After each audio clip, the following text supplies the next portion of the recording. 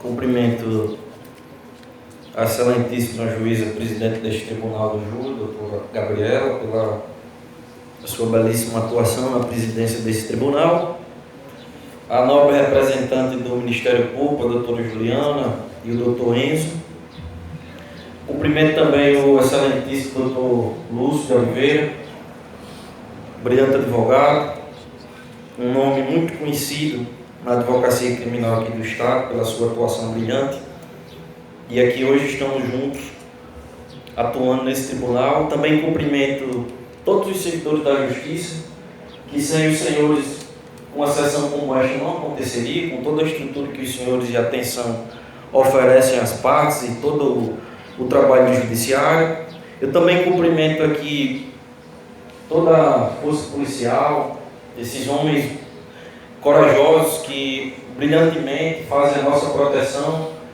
Então, naquele momento que o acusado aqui, que na verdade hoje aqui nós poderíamos estar com as pessoas invertidas, possivelmente hoje nós poderíamos aqui estar para julgar, os senhores juízes, julgar a vítima, Neguinho poderia estar ali sentado, e nós estaríamos aqui falando que a vítima seria o acusado. Ele volta para fechar a porta da sua casa, a vítima chega e diz, está preparado? Ele corre com medo para dentro de casa, pega a sua espingarda, de dentro de casa faz um disparo. Ele disse aqui, na presença dos senhores, que não estava com a intenção de matar e sequer de atingir a vítima. Ele fez um disparo de alerta para espantar o acusado e depois fugiu, correu daquela situação. Mas tentou se enfatizar aqui, em algum momento, mas o senhor fugiu, por que fugiu?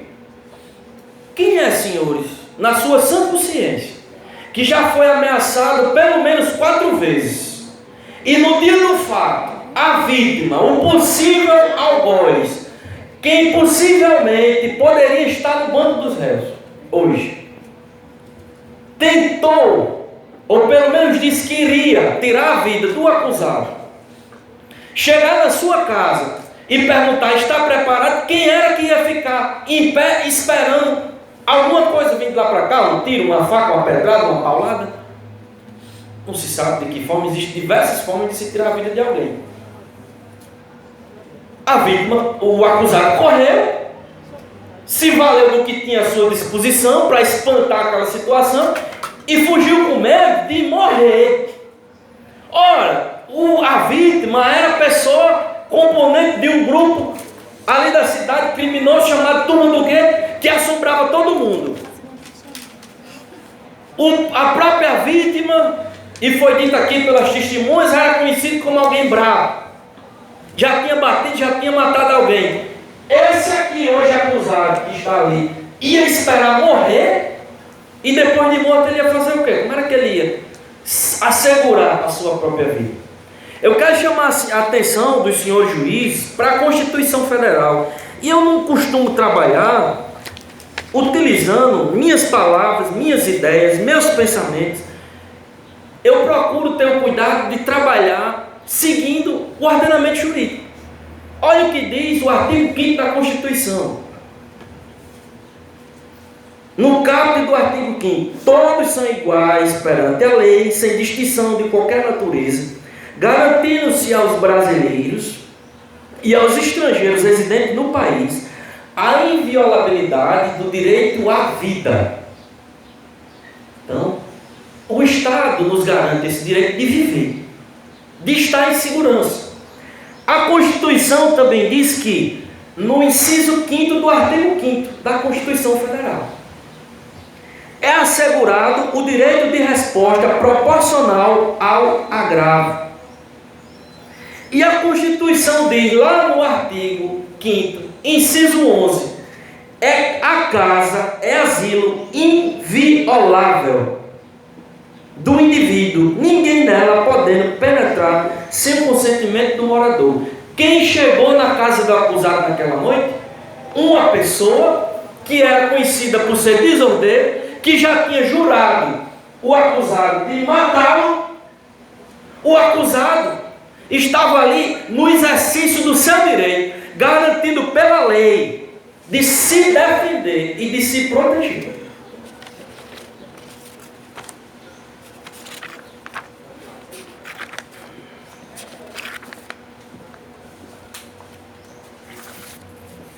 E, logicamente, não está no processo, senão estaria aqui à nossa disposição, em algum lugar aqui desse tribunal, a arma. A arma que foi utilizada naquele dia para o acusado se defender. Mas eu posso tentar explicar para os senhores que arma foi essa. Em alguns estados do Brasil, essa arma é conhecida como bate-bucha, como ele falou aqui. Outras, essa arma é conhecida como soca-soca. Por que essa bendita arma tem esse nome? Senhores, nós não estamos falando aqui de um revólver, nós não estamos falando aqui de uma pistola, de um fuzil. Nós estamos falando de uma arma velha, antiga, que custou R$20, que todo homem do campo, se nunca usou ou um dia vai usar, porque ainda existe, essa espingarda, soca-soca ou bate-bucha, para caçar passarinho. Ninguém em sua sã consciência faz uso de uma espingarda, soca-soca, e eu vou explicar por quê.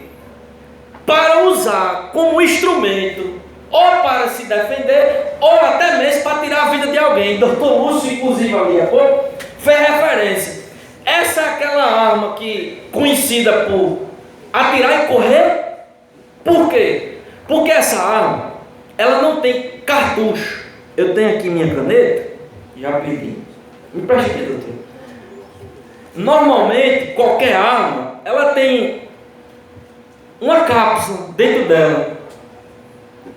E que essa cápsula é aquilo, o elemento que, quando atinge o alvo, se for um ser humano, vai causar dano ao corpo da pessoa, pode até tirar a vida. Uma cápsula. Doutor, e a espingarda? A espingarda não tem cápsula. Ela não tem um cartucho. A espingarda não tem.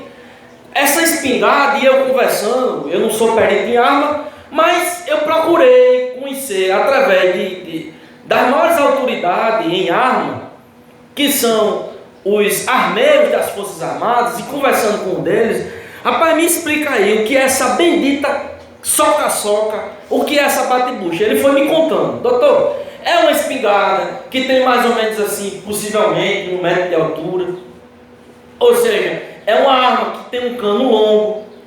Essa arma, ela é composta por uma espoleta, ela é composta por pólvora, bucha e chumbo. Como é que se utiliza essa arma? É chegar, pegar um cartucho, jogar dentro dela e atirar? Não. Por isso que o doutor Lúcio fez aquela menção de, o senhor disse, combater, correr, atirar. É um tiro e uma carreira. Isso, doutor, obrigado. Um tiro e uma carreira. Por quê? O camarada pega essa arma, digamos que isso aqui seja, estão me ouvindo bem esse microfone? Digamos que isso aqui seja a espingarda. O camarada pega pólvora, coloca no cano dela, pega uma vareta, por isso que dá o nome de soca-soca. E ele vai socando aqui para a pólvora chegar no fundo da arma. Depois ele pega uma bucha, coloca aqui na boca da arma e soca. Depois ele pega a outra bucha, aí ele pega umas esferazinhas. Os senhores juízes já viram aqueles doces que criança consome em aniversário, aquelas bolinhas, umas bolinhas bem miudinhas, doce. Ela parece muito bem com o chumbo, que é uma esfera, uma bolinha pequena. Ele pega essa esfera, ele coloca dentro dessa bucha, ele normalmente faz esse movimento circular, coloca na boca da espingarda e ele soca, soca, soca, soca. Por isso que o nome é soca-soca. Depois ele pega a espoleta, coloca no lugar apropriado, como se fosse um bico, que ela recebe a força quando alguém dispara, bate na espoleta, e eu vou contar como é que essa arma funciona. Olha como essa arma é arcaica, e é impossível se imaginar que alguém queira tirar a vida de outro com uma soca-soca. É inadmissível se considerar que o instrumento de um homicídio se utilize de uma soca-soca.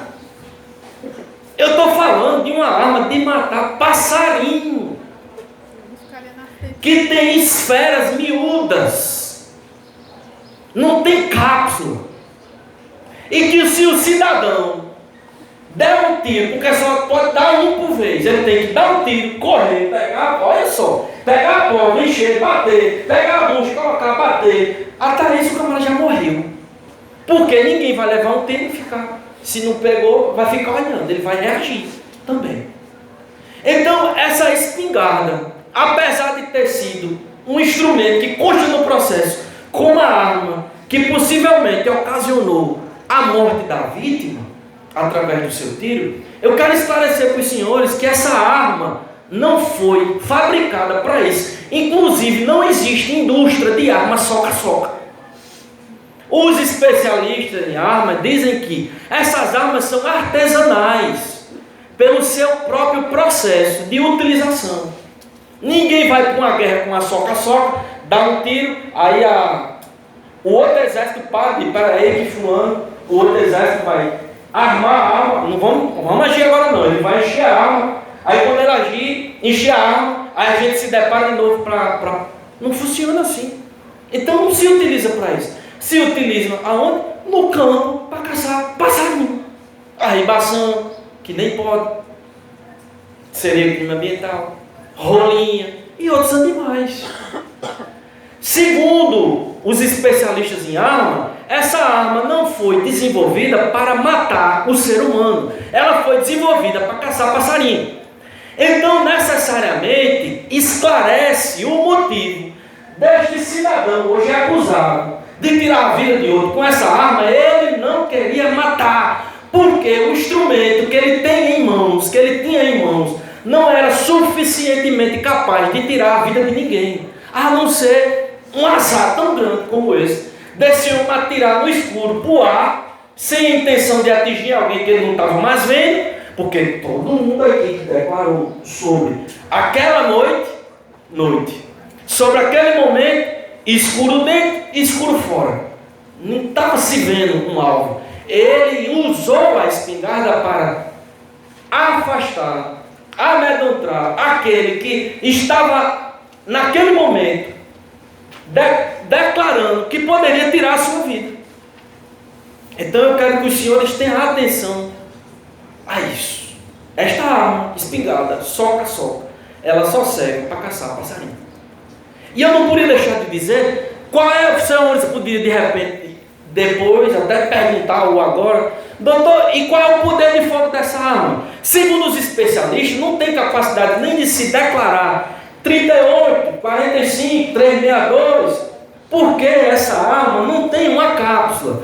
Quando a indústria fabrica uma arma e ele diz, essa aqui é calibre 32, é porque aquela cápsula que foi utilizada como instrumento para atingir um alvo, a quantidade de pólvora, a quantidade de todos os elementos que eu descrevi aqui, que tem dentro de uma cápsula de uma arma, ele consegue medir o poder de fogo daquela arma. Na soca-soca não.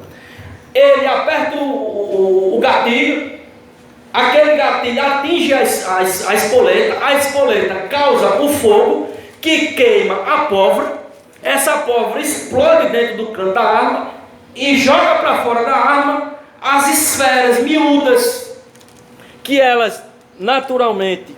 Acabou aqui a pilha. Portanto, ninguém se utilizaria de uma arma nessa condição para atingir um alvo, se fosse a intenção, porque ele sabe que ele só tinha um tiro e uma carreira.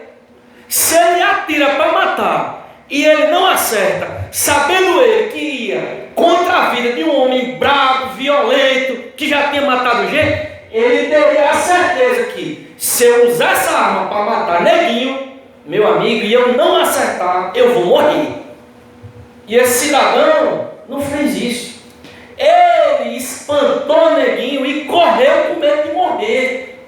Mas, infelizmente, a lei da física possibilitou que uma daquelas esferas que saiu da arma atingisse a vítima e, como consta no processo, acabou que posteriormente lhe causou o seu falecimento. Mas esse cidadão que está aqui sentado, que já chorou como um menino, dizendo que não queria que aquela situação acontecesse daquela forma. Não era a intenção dele matar. Senhor, nós estamos aqui no Brasil, nós pisamos sobre a égide de uma lei, de uma Constituição cidadã. No Brasil, senhores, a prisão, ela é a exceção. Ninguém pode ser levado à justiça e talvez ser condenado porque defendeu a sua vida, a sua casa, usou uma arma soca-soca de matar passarinho e ser acusado de homicídio qualificado. É inadmissível. Sob essa Constituição não é possível. Nesses termos que eu estou contando os fatos, não é possível. Nós não temos nenhum profissional em arma, nós não temos nenhum profissional de tiro. Um pedreiro, não atira em ninguém. Pedreiro constrói. Pedreiro constrói casas, hospitais, creches. Ele quer o bem da sociedade. Então, ninguém pode ser acusado no Brasil, e muito menos condenado, numa condição que nós contamos aqui, senhores. Não é possível. Isso trazia uma fragilidade, se quebraria o equilíbrio da sociedade brasileira, alguém ser condenado por defender a sua vida, a sua casa, utilizando uma soca-soca para matar passarinho. Não é possível. Portanto, nós estamos aqui diante de um fato que está descrito na lei. Está descrito na lei. E eu disse aos senhores que nós trabalhamos na lei. Um fato que é conhecido pela exclusão da ilicitude. Quando que esse fato é abraçado pela lei e não permite que o acusado seja condenado. O que é a exclusão da ilicitude? O Código Penal diz no seu artigo 23: não há crime, vou repetir, não há crime quando o agente pratica o fato, inciso segundo, em legítima defesa. A legítima defesa, ela tem alguns tipos dela. Essa que eu estou falando é a do Código, e essa que eu estou falando é aquela legítima defesa que o cidadão se depara com aquele possível agressor, que possivelmente irá tentar contra a sua vida, e ele tem uma reação que necessariamente não se culmina com a morte, nem sempre se culmina com a morte. O resultado daquela reação gera a morte do agressor, mas ele, naquele momento, a única alternativa que ele tem é se defender. Então a lei diz: se você agir nestas condições, você está abraçado pela lei, na excludente de ilicitude, e você não pode ser condenado. Mas doutor, aquela condição que o acusado estava naquele dia, qual era a condição? Aí a outra legítima defesa, que eu precisava falar primeiro da real, para chegar a ela. Essa aqui que eu vou falar, a legítima defesa putativa, doutor, que é isso putativo? Eu vou explicar. Essa legítima defesa putativa é aquela legítima defesa que significa que eu, que estou agindo contrário a uma agressão, eu entendo, eu acho, é uma legítima defesa que significa fictícia. Todos os elementos daquele momento que eu estou envolvido emocionalmente, por todos os momentos que eu estou, de clima, de horário, temperatura, do que aconteceu antes, como eu já contei, que a vítima era violento, era bandido segundo o policial, era envolvido com crime. Ele chegou na minha casa e disse: está preparado? Opa, eu já entendi, ele está dizendo: está preparado para morrer? Então eu tenho que tomar uma atitude para defender a minha vida e não morrer. Legítima defesa putativa. Não importa naquele momento se eu tenho a certeza que aquela pessoa está armada, com faca, com foice, com pistola, com fuzil. A legítima defesa putativa não alcança essa realidade. Ela diz que eu vítima, tem o sentimento de que, se eu não agir contra o agressor, ele vai tirar a minha vida. Então eu acho que o agressor que está vindo contra mim, ele vem preparado para me matar. Legítima defesa putativa. Está ali encontrada no artigo 20 do Código Penal, no parágrafo 1º, e lá no Código Penal, ela recebe o nome de discriminante putativo. É tanto nome técnico e pouco importa para nós, que vamos julgar, os senhores que vão julgar. Mas eu estou lhe dizendo que eu estou pautado na lei. E a condição em que ele se encontrava era esta legítima defesa. A lei garante a ele o direito de reagir para proteger a sua vida e de não ser condenado por um crime. Também, uma outra conduta, embora não esteja na lei, mas nós que somos estudiosos do direito, nós não usamos só os códigos. Eu preciso dizer para os senhores hoje juízes, que nós também utilizamos o ordenamento jurídico. São aqueles doutores da lei que se utilizam do seu conhecimento, da lei, de todos os outros instrumentos que normatizam a lei no Brasil, e eles escrevem livros, como eu tenho esse aqui, por exemplo, do Manual do Júri, e eles contam situações que a lei, naquele momento que foi escrita, não alcançou, mas eles também descrevem essas situações como situações legais, se eu tomar essa atitude. Qual seria essa situação? Inexigibilidade de conduta diversa. O doutrinador, o professor de direito, ele diz para nós que qualquer cidadão que estivesse em uma condição que se encontrava o acusado, não teria tomado outra atitude, a não ser a que ele tomou, de defender a sua vida. E ele deixou claro que era isso que ele queria, espantar a vítima, com medo de morrer. Atirou um tiro em uma carreira e correu mesmo. Porque se não corresse, ele não sabia nem se tinha atingido, ele poderia ter morrido. Então, na inexigibilidade de conduta diversa, não se exige daquela pessoa que tomou aquela atitude que ela agisse de outra forma a não ser aquela. Ou eu agia daquela forma, ou eu poderia também ter morrido.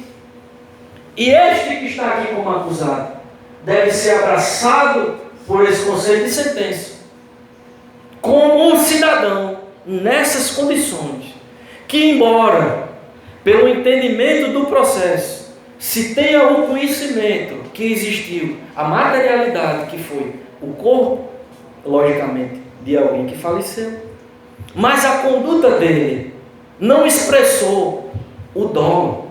Senhores, os professores de direito, e eu gosto muito desse daqui, o nome dele é Masson, ele descreve o dolo, porque da forma que o Ministério Público pede que este seja condenado, é necessário existir o elemento chamado dolo. O que é o dolo? O livro diz: consiste na vontade e consciência de realizar todos os elementos do tipo penal. O que o artigo 121 diz? Matar alguém. O que o inciso, um dos elementos que constam no inciso da qualificadora que estão querendo imputar a esse cidadão a conduta dele, naquela qualificadora, é que ele tenha tomado medidas de que a vítima não tenha tido condições de se defender. Senhores, não é possível a aplicabilidade do artigo 121 nestas condições, porque lhe falta o elemento principal, o dolo, a vontade, o desejo de tirar a vida de alguém. O dolo é composto por duas coisas importantes, e a doutrina que está dizendo aqui, não sou eu. Consciência e vontade. Ele tinha consciência de matar a vítima? Não. Ele disse que não viu nem para onde atirou. Ele pegou a espingarda e atirou. Pode ter atirado para cima, para o chão, por lado. Sabe-se lá quando esse tiro foi?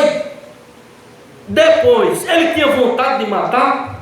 Ele disse que não. Ele não tinha vontade. Senhores, quem tem vontade de matar alguém, ele se imbui de um desejo, ele se enche de um desejo, de uma vontade, de uma condição. É tão forte, tão mais forte do que ele, que ele fica determinado: eu vou matar fulano. Isso é dolo. Ele se utiliza de um instrumento que seja capaz de garantir que a vontade dele se cumpra. Matar. Eu tenho como matar alguém com uma caneta? Naturalmente não. Então eu não vou usar uma caneta como arma. Como é que eu quero matar alguém? Eu quero matar alguém, estou dentro da minha casa, na minha proteção, que a Constituição me garante. E eu, eventualmente, caso passarinho, tenho uma espingarda soca-soca em casa, que pega aquelas esferas que parecem doce de criança para matar passarinho. Como é que eu vou tirar a vida de alguém assim? Eu teria que, no mínimo, imaginar aonde a vítima vai estar. Eu tenho a vontade, eu tenho o estudo das condições, depois eu escolho a arma certa, eu vou até a vítima e tiro a vida dela. Mas o cidadão acusado estava em casa. Ele estava dentro da casa dele. Ora, que força sobrenatural é essa que atrai a vítima até a casa do acusado para morrer? Então eu não sei mais nada de direito. Eu tenho que voltar, se o doutor Lúcio me aceitar, como ser estagiário dele, porque foi ele que me ensinou direito criminal também. Eu não sei mais nada, doutor, desse jeito. Não é possível, senhores. Há o instrumento que nós utilizamos para exercer o nosso trabalho. E ele diz que o dolo é elemento principal para se garantir que um crime ocorreu. Se não tem dolo, não tem crime. Acabou, não tem o que discutir não. Não tem dolo, não tem crime. Tem qualquer outra coisa, mas crime não tem. Pelo menos no entendimento do tipo penal, artigo 121, não tem. Ou então eu não sei de nada. Mas certamente eu não estaria aqui. Bacharel em Direito, advogado, mentor, preparo futuros advogados da universidade. Nesse momento estou me formando em criminologia pela PUC. Será que mais de 12 anos de estudo me traria aqui a cidade de Lajeoso para falar besteira? Eu não acredito nisso. Eu estou me resguardando pela lei, pela doutrina, e ela diz que para crime tem que ter dolo. Não existiu dolo nessa condição do acusado.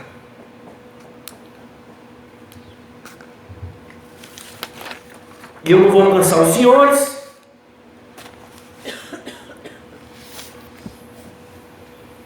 Em uma condição como nós vislumbramos nesses fatos contados, o que poderia, eu quero conversar com os senhores juízes, Luciana,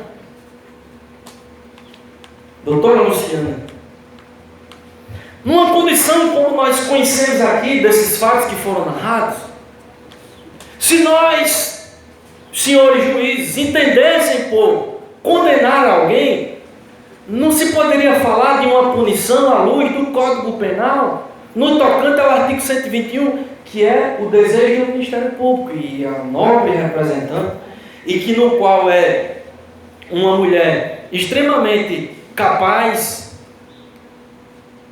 e nos traz aqui uma explanação coerente, e nós respeitamos e reconhecemos o brilhante trabalho do Ministério Público, porque é o fiscal da lei. E aí ela faz um pedido aos juízes aqui hoje. Nós queremos a condenação dele pelo artigo 121 do Código Penal com a qualificadora.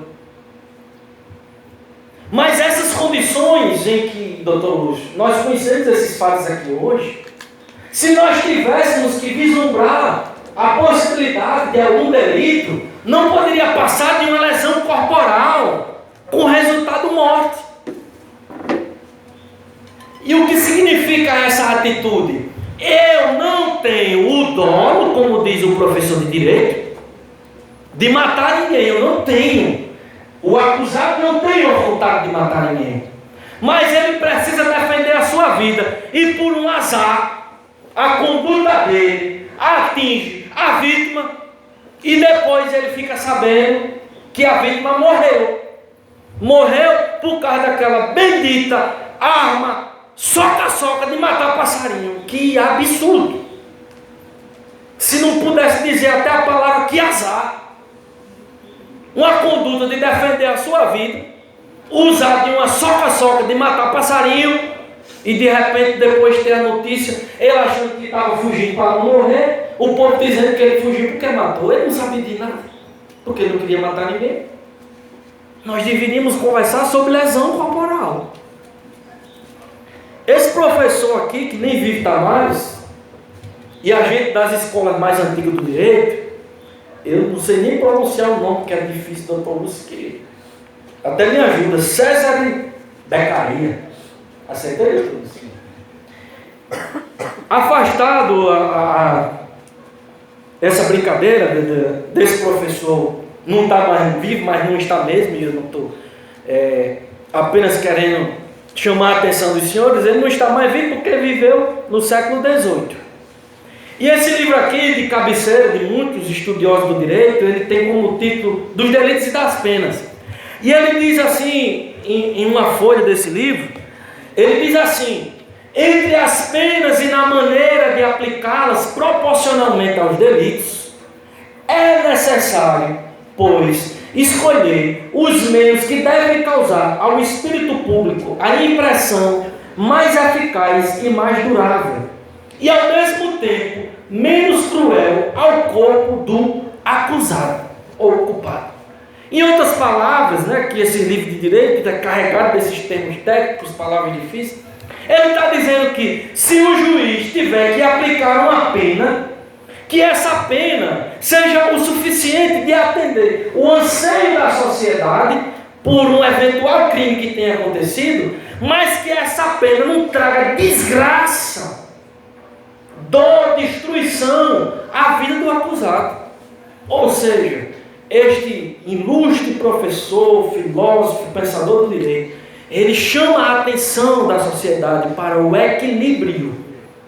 E eu peço aos senhores juízes aqui hoje, e já estou finalizando, chegando ao final da minha participação nesta defesa, neste tribunal, eu peço que os senhores não, absolutamente não, olhem para aquele cidadão que está ali como homicida, mas olhem como um cidadão de bem, trabalhador, pedreiro, pai de 5 filhos, que só Deus sabe se essa semana, esse mês ele dormiu, sem saber qual seria o destino da sua vida hoje nesse tribunal.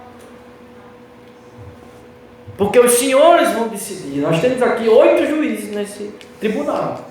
Os senhores aqui e a presidente do tribunal. Mas são os senhores hoje, os 7 que decidem. Hoje, o Estado brasileiro concede aos senhores a condição de juízes decidir a vida de outro cidadão que também são do povo, como vocês. Tantos quanto os cidadãos que sentam naquele banco, que são do povo, como os senhores.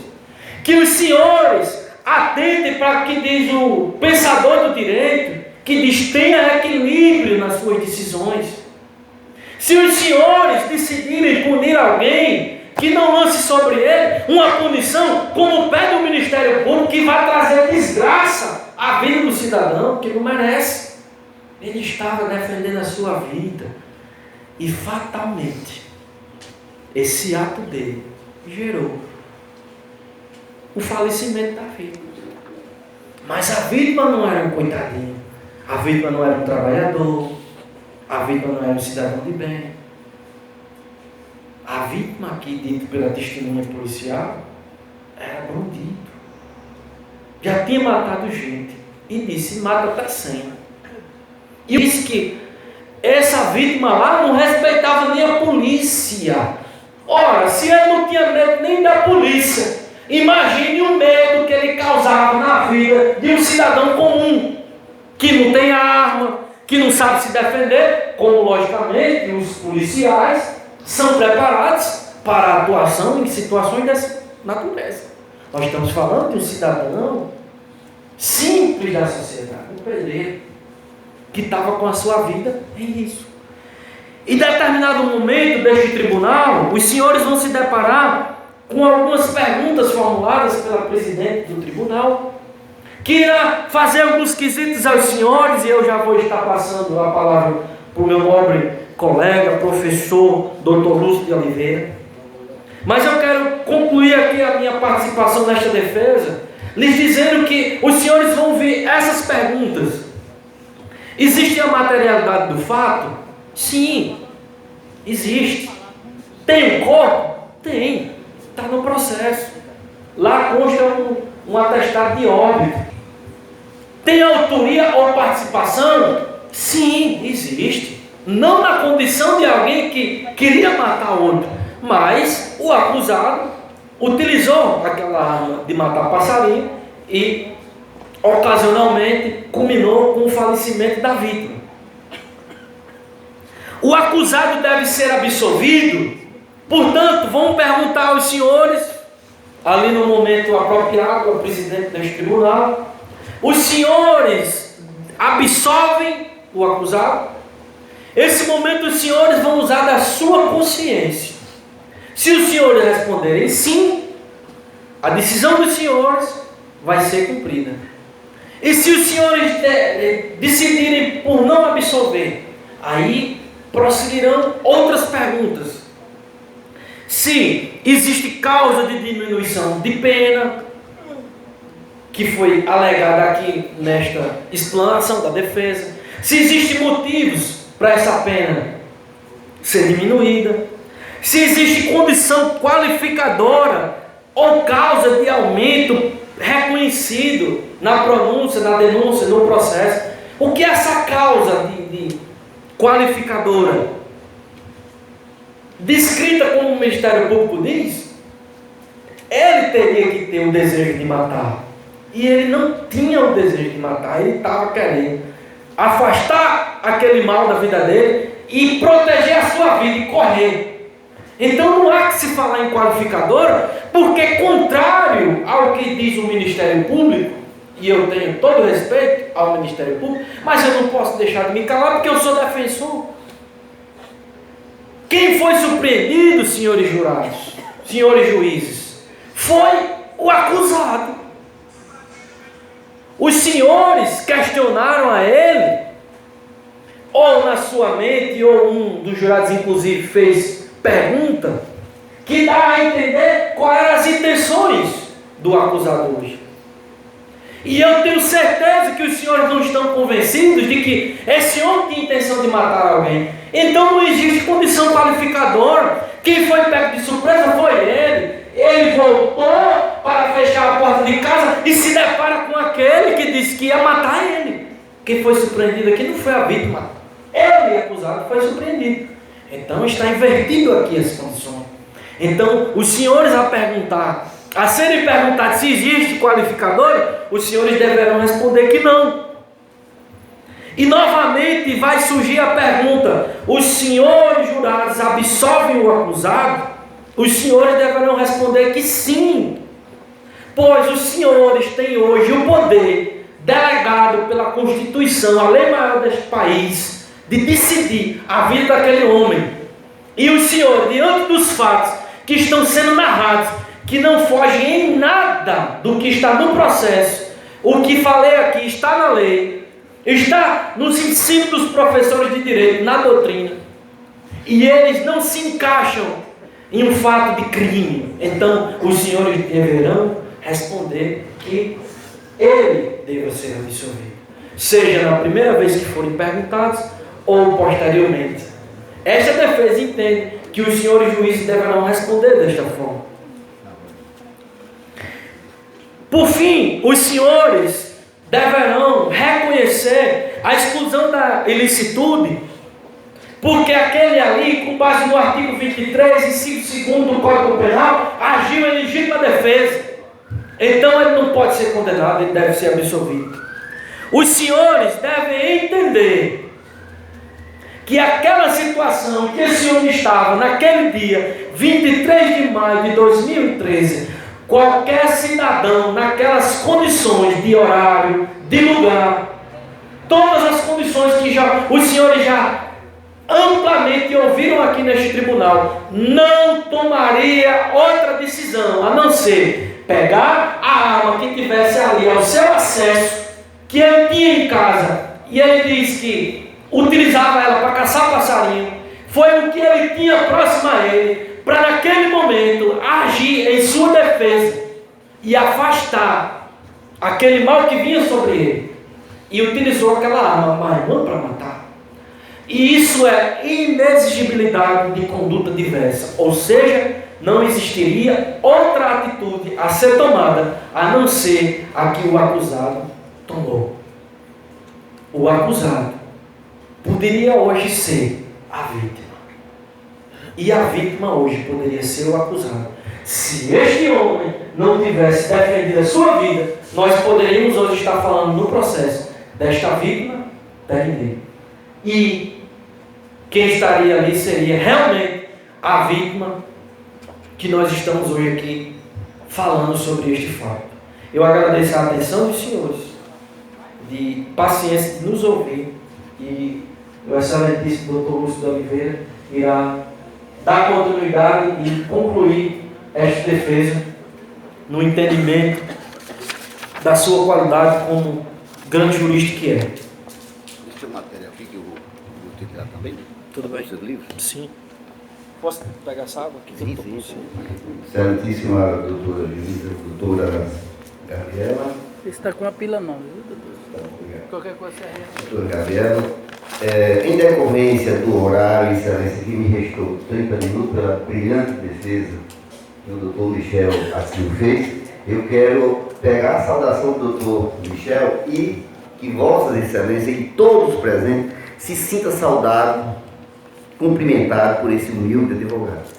Excelência, doutor Michel, quando aqui falou em legítima defesa putativa, palavras que eu me arrisco aqui em me aventurar e dizer que talvez nunca tenha escutado, porque são termos totalmente específicos do meio jurídico e em especial de criminalista. Então, usa legítima defesa putativa em processo de família, processo de trabalho, ação de cobrança, ação de indenização, não, isso é um assunto do direito penal. Penal militar. Então, excelência, a legítima defesa putativa é aquela que a pessoa, diante de uma possível agressão, ele reage. Doutora Juliana, quando disse que a vítima não está aqui para se defender, mas tem ela, uma excelente promotora, uma formação extraordinária. Nós estamos muito bem representados, não temos nada a reclamar da digníssima promotora de justiça, pelo contrário, de mim só sempre teve e vai ter elogio, porque quem fala nesse momento aqui não é o advogado, mas o cidadão Lúcio de Oliveira Silva, lá da Jurema. Então, eu como cidadão também tenho conhecimento que pago meus impostos, e ela até disse aqui, não tenho nada a reclamar, sim, o que ela está fazendo é muito bem feito. Então, ela nesse momento, com todo esse preparo, com toda essa conjuntura que o órgão tem, e hoje ela é representante, está aqui representando a vítima. Está representando a vítima, sim, e muito bem representado. Agora, é uma pena, não sei se seria pena, ter um traste daquele presente aqui, sabe? Violento, agressivo, meio de gangues. É esse cidadão que nós queremos aqui, sabe? É esse. Um bandido fez falta nessa sociedade? Nem fez e nem está fazendo. nem fez e nem está fazendo. Eu até diria, doutor Michel, diria assim, ele não só era perverso, cruel, e morrer com um tiro de uma bate-bucha, eu diria que, além de cruel, perverso, ele também era morredor. Era morredor. Nunca ser morto com um tiro de uma bate-bucha, pelo amor de Deus. Pelo amor de Deus. Não vai ver nada. Ele morreu. Morreu por muito pouca coisa, com pouca besteira.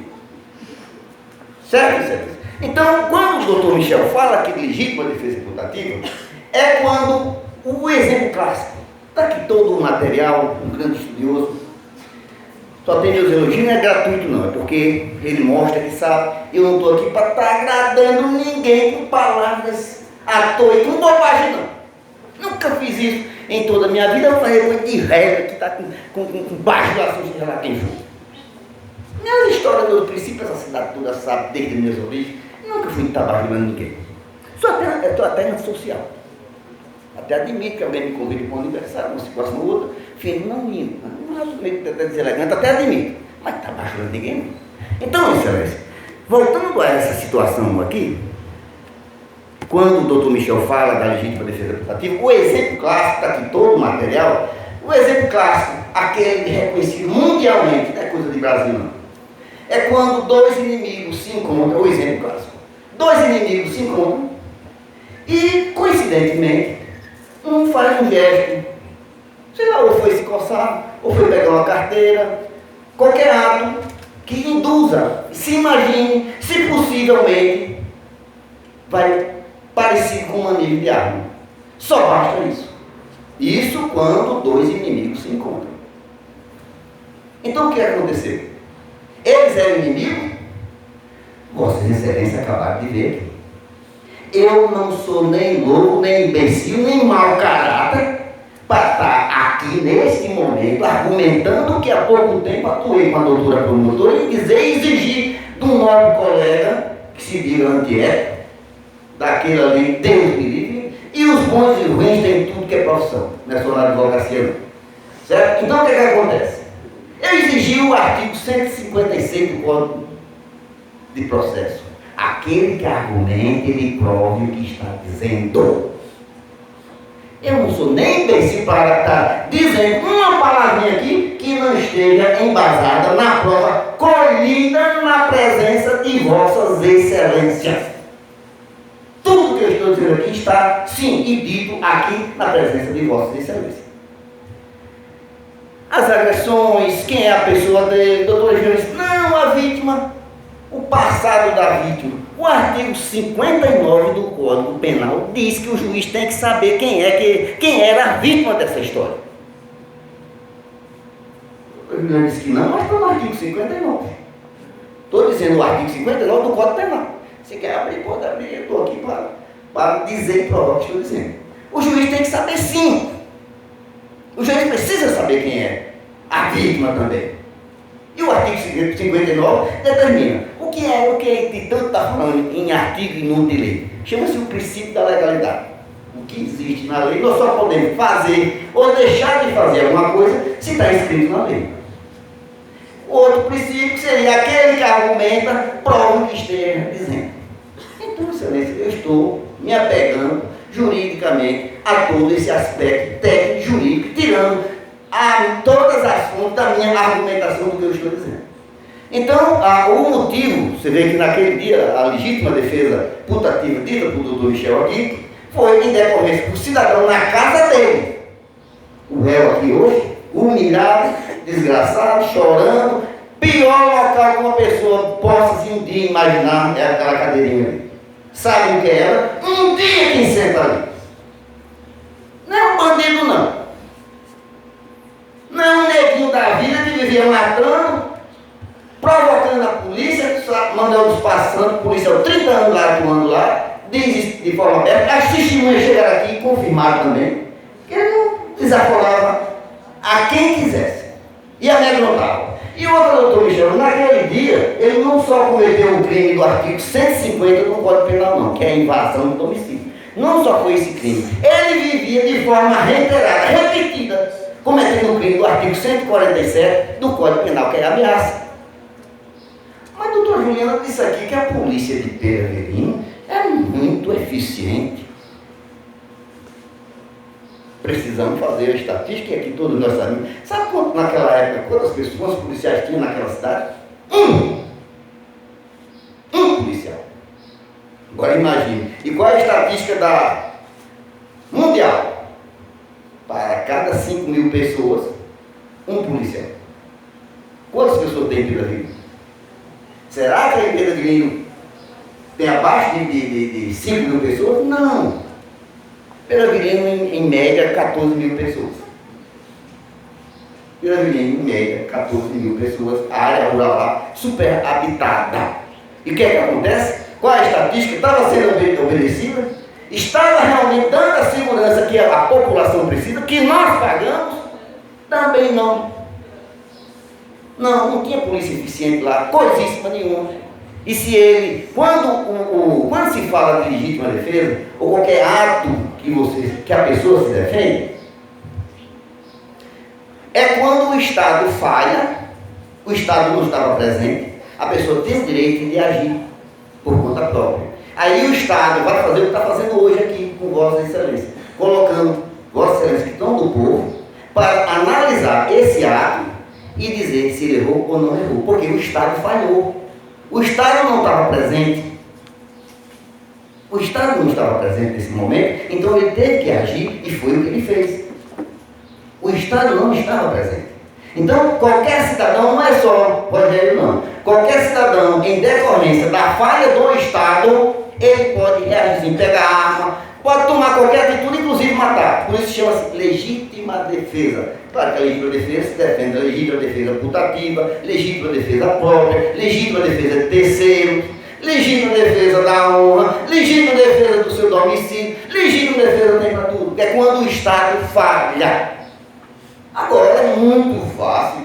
Se imagina, não é comigo, foi Rogério, pobre coitado, sem relevância nenhuma, nome nenhum, sem expressão nenhuma. E nós estamos aqui, nossa, mas que ele é tudo tão pouco desse jeito que tem 2 advogados aqui. Sim, eu estou pela Defensoria Pública do município, que digo que estou lá e ninguém nem quer. Ninguém quer dar atenção, certo? E doutor Michel, conhecedor da realidade, dessa batalha, dessa luta aqui, conversando comigo, doutor Michel, tem um júri que é daqueles.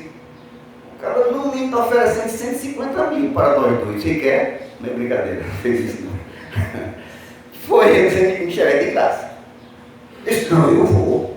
Olha, tu vai passar no mínimo 5 dias estudando para conhecer esse processo. E vai perder um dia todo lá. Não tem tempo nessa história, não. É pela Defensoria. Está aqui, você vai ler e vai ver. Então o doutor Michel está aqui nessas condições. Não está ganhando nada, nós não estamos aqui sendo remunerados por ninguém, nem pela família, nem por ninguém. Claro que se a gente for fazer um júri, o doutor Michel sabe disso. Não precisa mesmo, 150 mil, depende de para quem for. É isso mesmo. Ninguém vai trabalhar de graça para ninguém. Também nós fazemos o que estamos fazendo hoje. Não estamos aqui sendo remunerados por nada. A sorte, o destino, infelizmente, traz essas coisas na vida da gente. Do jeito que colocou o perverso na vida dele, hoje colocou 2 advogados, também não é essas coisas todas não. Te engano não. Então colocou esses 2 advogados para batalhar pelo direito dele. A verdade é essa. Não vamos estar aqui floreando e com muita conversa não. Então o doutor Michel, muito preocupado, ele arguiu, como Vossa Excelência viram, 3 teses. A inexigibilidade, que é a outra tese que ele apresentou a legítima defesa, se assim Vossa Excelência não entender, ele arguiu uma outra tese, seria um nome complicado, inexigibilidade de conduta diversa. Quer dizer, diante das imposições, diante das condições que ele sofreu dentro da própria casa dele, ele não tinha outra opção, que é muito parecido com legítima defesa. A inexigibilidade de conduta diversa, ter muito técnico, e tese nova, o doutor Michel, isso aqui, eu aos meus 28 anos, inexigibilidade de conduta diversa, a gente vê falar a nível de Brasil aqui, em especial Rio Grande, uma coisa de 8, 9 anos, 10 anos para cá. a necessidade de conduta dessa, se os advogados começaram a pleitear, a buscar, é coisa nova e está na doutrina. É uma que nós chamamos causa supralegal, ela não está diretamente no código, mas é reconhecidamente por toda a ciência do direito. E a outra hipótese, também com o doutor Michel, nesse momento, foi a questão que ele levantou. Também, se caso não entenda, tem a outra opção, que foi quando ele disse: Luz, quando nós analisamos esse cidadão na casa dele, chega o seu agressor, que inclusive já tinha o agredido de outras vezes anteriores, vivia o ameaçando, isso comprovadamente, não estou aqui com falácia nem com mentira, não estou aqui com nenhuma mentira, foi dito aqui, a prova é essa, que Vossa Excelência tiver conhecimento, é tanto de ter sido agredido anteriormente, ele vivia o ameaçando. E em decorrência disso, a forma como ele agiu, ele não mostrou, ele não esboçou, não demonstrava o ato em si como ele fez. Não era daquele comportamento, não era aquela pessoa que demonstrava a vontade de querer matar ninguém. O que ele fez, qualquer cidadão faz. Adentrando na sua casa às 2h30 da madrugada, 2h30 da madrugada. A realidade é essa, ninguém está aqui com falácia, com mentira, não. Aí agora, só quem tem legítima defesa do patrimônio, da residência, é quem tem poder aquisitivo? É quem tem nome na praça? Eu tenho um exemplo aqui que eu me limito muito de falar. Porque até mesmo nesse processo eu não atuei. Porque eu era advogado da polícia e envolvia um morador que tinha lá no sítiozinho que eu tenho aqui. E é a liderança do meu pai. Então o que ocorreu? Houve uma vaquejada aqui em Laje, ali perto do Açudinho, nos anos 90. A polícia chega e tenta prender o filho desse morador lá. E o que ocorre? É coisa totalmente absurda. O menino, na hora que estava sendo preso, o pai sentado e com a mão apoiando no ombro do pai. Tinha acontecido um entreveiro com outra pessoa, bem assim ao lado, meio distante, e a polícia ficou procurando quem era que tinha praticado aquilo.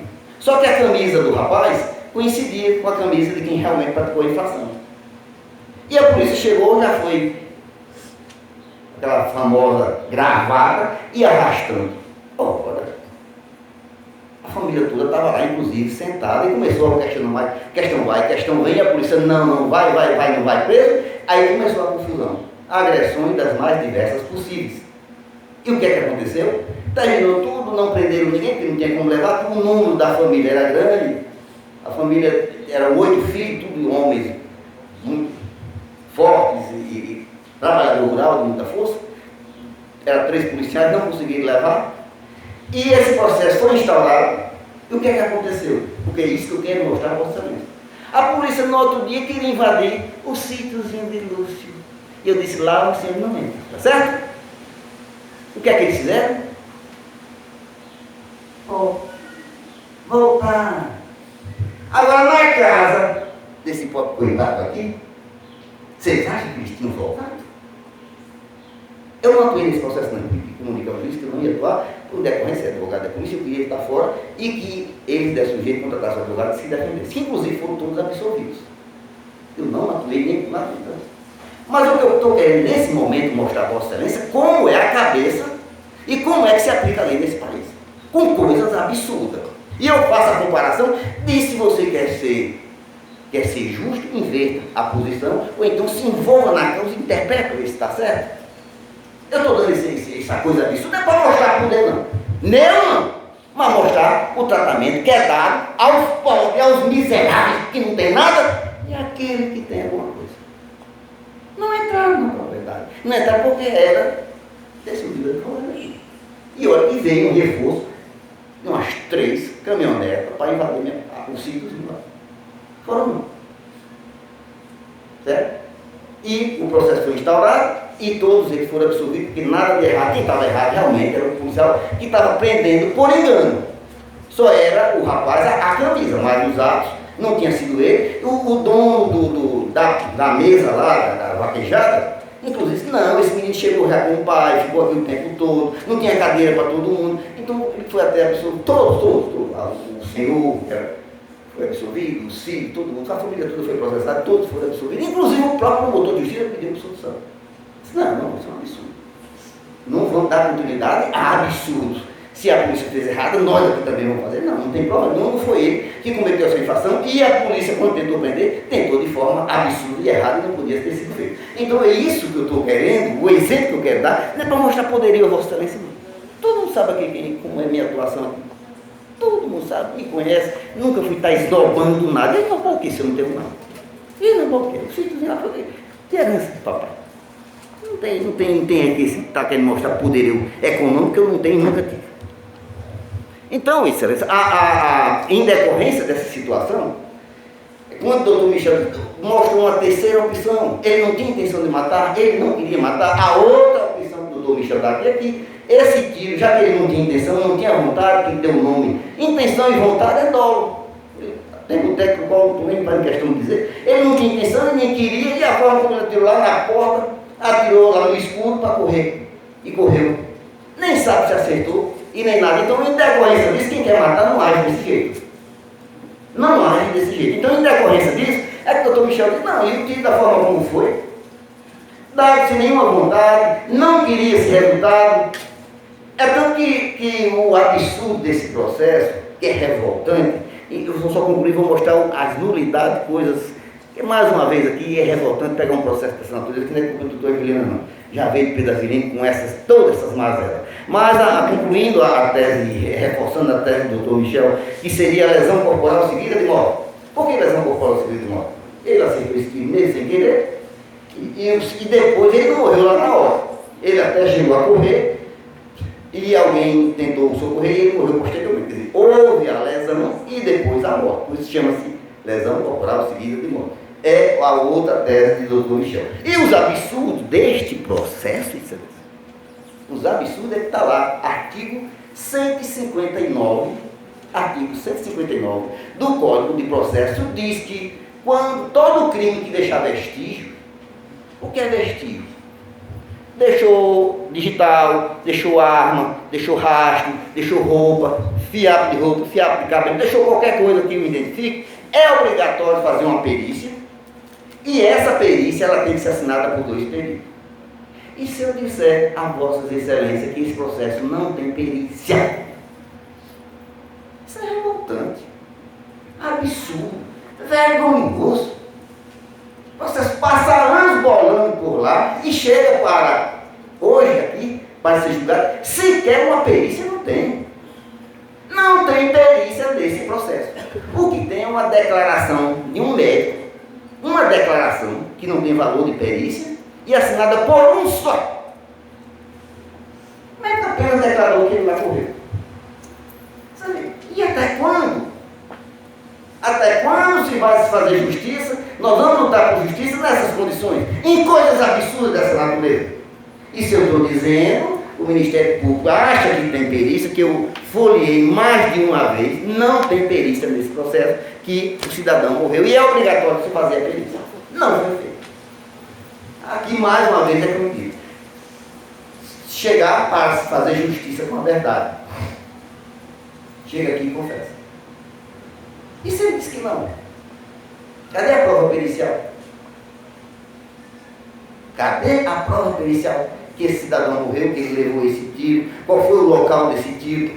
E tem o exame externo, qual foi a parte externa, e a parte interna tem que ser dita, e qual foi a parte interna que foi ferida, e qual foi a causa da morte. Não tem isso. Uma declaração, perícia não existe. Então, até quando nós vamos viver desse jeito, com essas mazelas, com esses absurdos? Até quando? Até quando nós vamos encher nossas cadeias dos 3P? Preto, pobre e prostituta. Até quando? Vamos viver desse jeito? As nossas cadeias amarrotadas da pobreza. Rico lá, 5 dedos da mão, eu digo, e não preciso pessoa mais daqui para dizer quantos ricos tem preso nesse país. Pouquíssimo. Sobra deles em uma mão. O resto é a pobreza toda. Defesas mal feitas, falta de perícia, perícia que não existe, perícia mal elaborada, tudo isso causa uma condenação. Eu tive que discutir com o doutor Michel, se a gente entra nesse processo desde o início, nós teríamos, não milagre, mas a gente tinha corrido atrás das provas, que não foi oportunizado porque o advogado, que era dele, já outros advogados, o primeiro, por falta de a família não ter dinheiro, disse que não advogava mais. O outro foi nomeado, candidatou-se a prefeito, ganhou a campanha, pediu para sair. Aí só sobrou o velhinho, o doutor me nomeou e estou hoje aqui. Certo? Mas eu não sou mais inteligente, um honorário, bem remunerado, bem pago, para também aquele que não me paga não. Minha inteligência é uma só. O dinheiro não me deixa mais inteligente. Meu empenho, minha dedicação, minha busca pela justiça é uma só, independente de pagamento. Eu quero mostrar que a justiça aconteceu. Um fator de alta relevância nesse processo, porque quem acusa tem que dizer a fonte de onde tirou a acusação.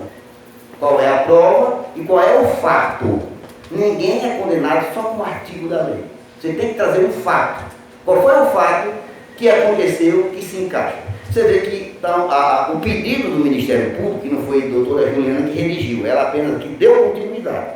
O pedido de condenação em homicídio qualificado, que tem um homicídio culposo, homicídio simples e homicídio qualificado. Mas aqui está pendente aqui da questão, o culposo que já não é o caso. E o homicídio qualificado, que o qual está sendo pedido, sequer foi dito a Vossa Excelência qual é o fato que qualifica, qual é o fato que se encaixa como qualificador. Não foi dito nada hoje aqui a Vossa Excelência. Nenhum argumento. O que caracteriza uma qualificadora, que é o que está sendo pedido, que tem 4 hipóteses. Eu não sei nem qual é das 4, porque não foi dito nenhuma e nenhum fato. É coincidência de ter 4 requisitos para a qualificadora do inciso 4. É só coincidência. Porque não é porque seja o inciso 4 que tem que ter 4, não. Foi só coincidência do redator do Código Penal que colocou essa que registrou, né, e a possibilidade de alguém ser condenado num crime qualificado pelo inciso 4. Traição, emboscada, surpresa, elemento que dificultou a defesa da vítima. Mas o que é que foi dito aqui? Então, por isso que eu aqui estou questionando. E Vossa Excelência, vão condenar numa situação que nem sequer demonstrar a Vossas Excelências? Não demonstrou. Está aqui, o requisito que configura essa qualificadora é esse comportamento aqui. É esse comportamento que não foi dito. E também, doutora Juliana, eu quero aqui fazer uma defesa dela, porque o coleguinha dela, quando redigiu, também não disse. Não disse. Chama-se essa peça aqui, essa primeira peça, que tem uma folha e com muito esforço aqui, com a assinatura, vamos botar a metade da outra, com muito esforço. Sequer justificou essa qualificadora, deixou a doutora Juliana, como se diz o provérbio popular, eu não gosto de botar, ensaio justa, assim, muito sem jeito. Como é que a doutora Juliana vai trabalhar uma qualificadora se quem fez a peça, que acusou, sequer não disse? Excelência, aí é onde nós vamos fazer justiça de 3P, que segundo o doutor Michel, diz que agora tem mais 3P e um F, que é dos afavelados, né? Então, preto prostituta. PPF. Sim, eu falava do PPF, mas eu acrescento esse F nos 3P, que seria o afavelado. Então não vamos, excelência. Nós para fazer, eu aqui tenho dito, quando atuei junto com a doutora Juliana, eu dizia e digo, repito, não faço milagre. A gente tem que trabalhar com a prova do processo. E nós vamos ser, justiça é quando nós atingimos a medida certa. Nem para mais e nem para menos. Ser justo, por isso que a justiça é representada pela balança. Excelência, presidente.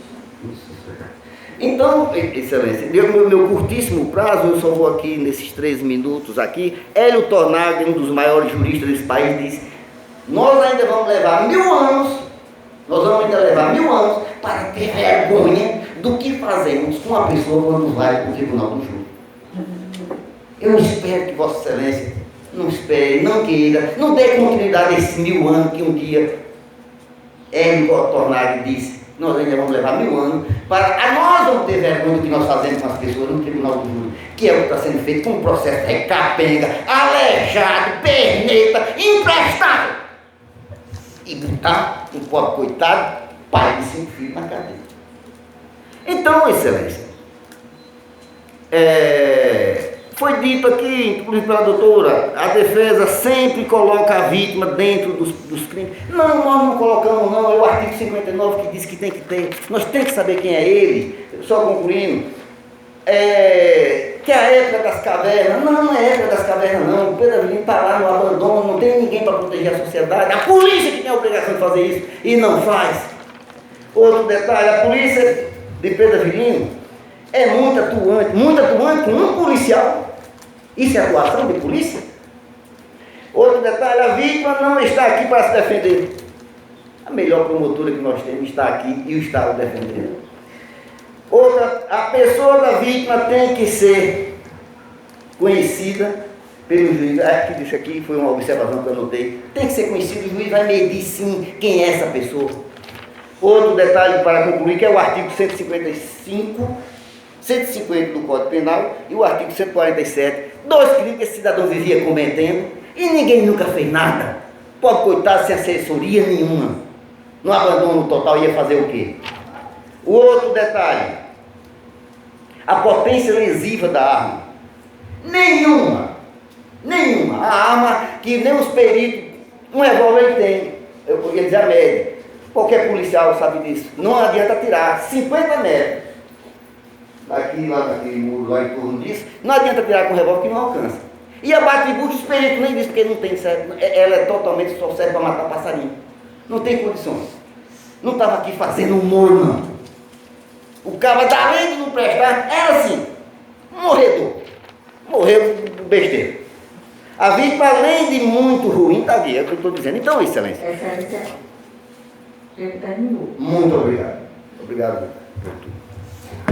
Após regular a instrução criminal e em juízo de admissibilidade de culpa, foi o réu Francisco Rogério dos Santos pronunciado com incurso nas penas do artigo 121, parágrafo 2º, inciso 4 do Código Penal. Como decorrência, hoje foi submetido a julgamento popular. Considerando que o Conselho de Sentença reconheceu a materialidade e a autoria delitiva, considerando que o Conselho de Sentença absolveu o acusado e atendendo à soberana decisão do Conselho de Sentença, declara o réu Francisco Rogério dos Santos absolvido da imputação que lhe foi feita. Dou a presente por publicada no plenário do Tribunal do Júri às 13 horas e 29 minutos e as partes foram intimadas. Registre-se, Sala Secreta do Tribunal do Júri da Comarca de Lages, aos 21 dias de agosto de 2019. Gabriela Edmanda Marques Félix, juíza de direito, presidente do Tribunal do Júri.